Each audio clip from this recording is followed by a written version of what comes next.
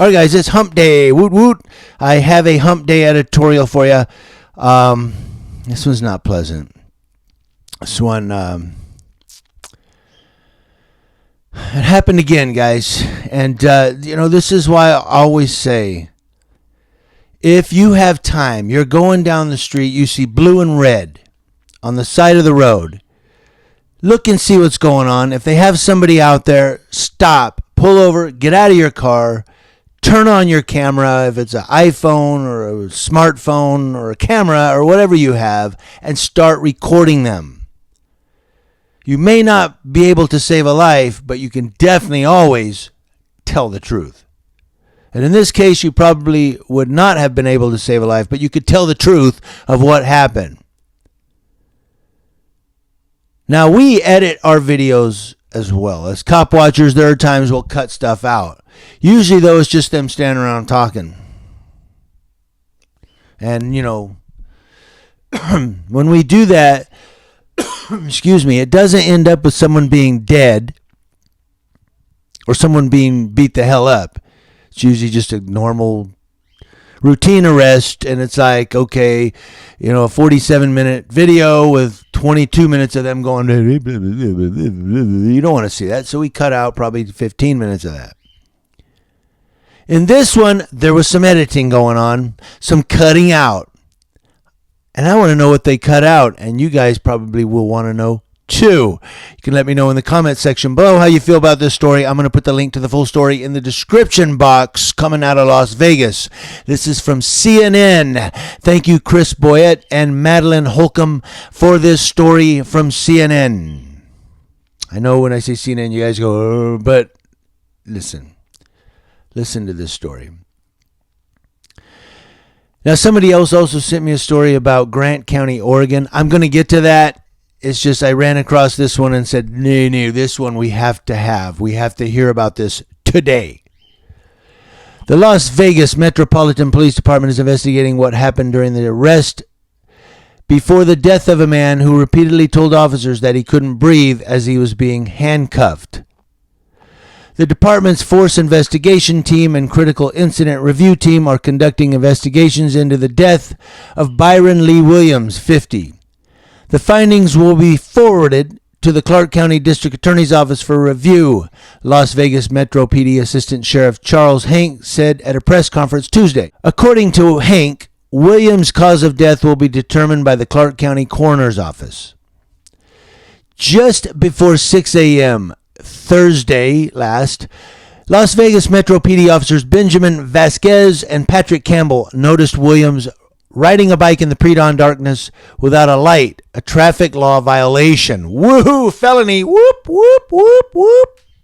That's actually a pretext stop, too, sometimes. It is, you're supposed to have a light on your bike. I understand it's a law. A lot of cities have that ordinance as well. But, come on. You're about to see something here. At a gas station, body camera video from one of the officers shows they flagged Williams down and yelled for him to stop, but he took off on the bicycle. As the officers followed him in the car, Williams ditched the bike and took off running.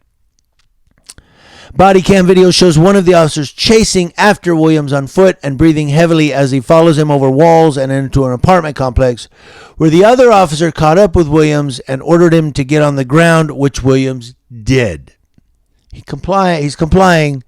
According to Hank, as Charles Hank, it was about a quarter of a mile chase. Why did I just breathe heavy?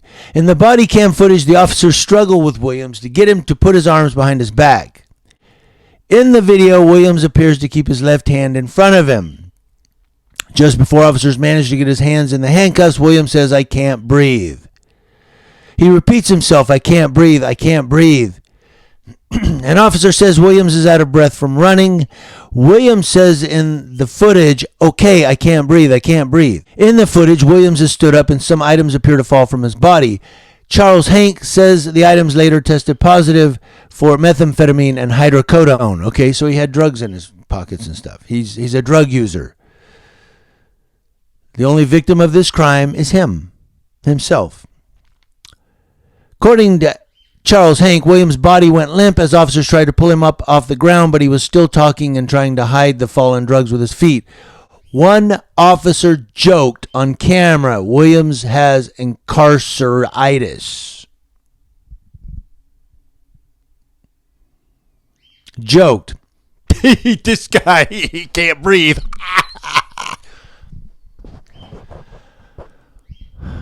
I know I went over the top there, but that's kind of how I see it. They're joking with a guy who can't breathe and goes limp. Oh, he has incarceritis. While he's dying. One officer joked on camera that Williams had incarceritis. On camera, someone asked if a medical unit should be called, and officers say it should. As they carried him to the patrol car, Hank said Williams lost consciousness. Las Vegas City Fire responded and treated Williams in the parking lot. Charles Hank said then they transported him to a nearby hospital where he was pronounced dead at approximately 6:44 a.m. Charles Hank, that sheriff from the sheriff's department, said this, quote, "There was a time when the cameras went off after they got him over to the police car and they subsequently turned them back on later on." He says that department policy does allow for the officers to turn the camera off at the conclusion of an incident or in a certain other circumstances. What are these certain other circumstances? Is it called let's get rid of accountability? Is it called let's cover the transparency? What happened when their cameras went off? And why did they all of a sudden go, oh, you know what, I didn't turn my camera on? What happened in that dead air time? Probably nothing. Probably everything. Probably the truth. And nobody was there recording with their camera. No cop watchers were there to go, that's okay, you can turn your body cameras off. The community has a body camera, and we got it running.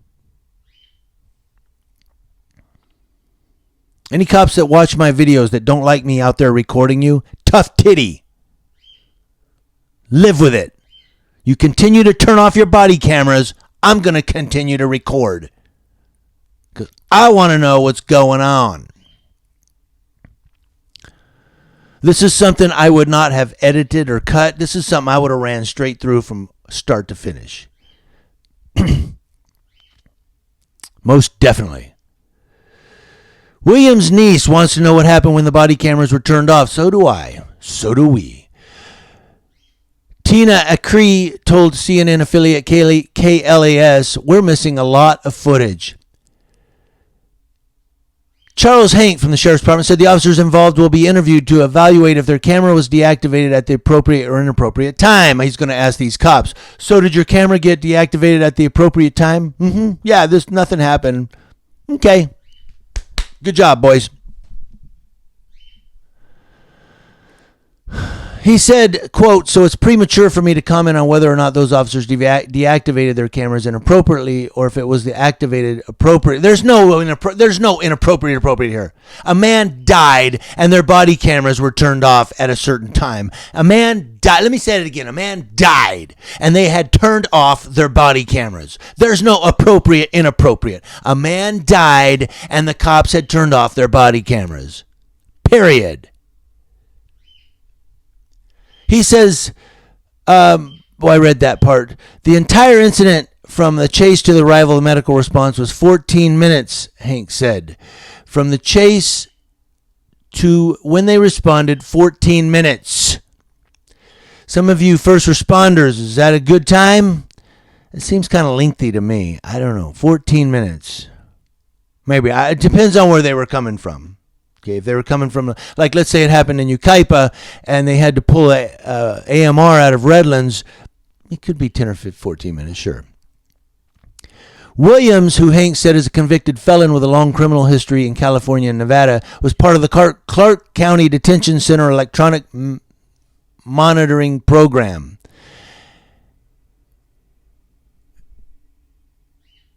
Williams, who Hank said is a convicted felon with a long criminal history in California and Nevada, was part of the Clark County Detention Center electronic monitoring program. In other words, he had an ankle bracelet, which required that he wear an ankle monitoring bracelet.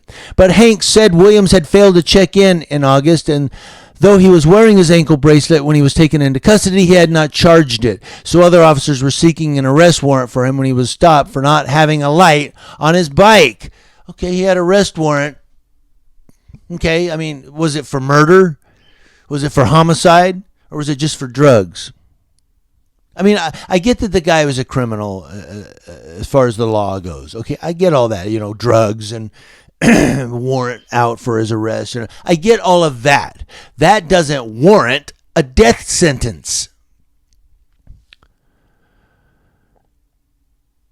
A Cree, that I believe that's his niece, told KLAS he made bad choices, but guess what? He was changing for the better. Being arrested shouldn't turn into someone dying. I don't know that he was changing for the better. I mean, and I say that because I'm very skeptical that these people who use drugs and are out there doing things and running from the police are ever going to change for the better. It's very, recidivism in that respect is very high. However, you're right. It does not warrant a death sentence. You're right about that. Charles Hank from the Sheriff's Department said, "We take the sanctity of life very seriously." I'm going to get back to that. And anytime something like this, it's very unfortunate. You might in the Sheriff's Department. What about Las Vegas Metro? We take the sanctity of life very seriously. You do, huh? So when someone's breathing and saying, "I can't breathe, I can't breathe, I can't breathe," and he goes limp, you go, "He's got incarceritis." Yeah, that's pretty serious to me. I want to know what you guys think. Yeah, you guys are going to say I'm being cynical. We'll see in the comment section below. This is News Now Yucaipa, letting you know what's going on across your nation with law enforcement everywhere and Las Vegas Metro PD. I want to know what you think. I am going to get to that other story. It's just this one, man, preceded it. Thank you. Happy Hump Day.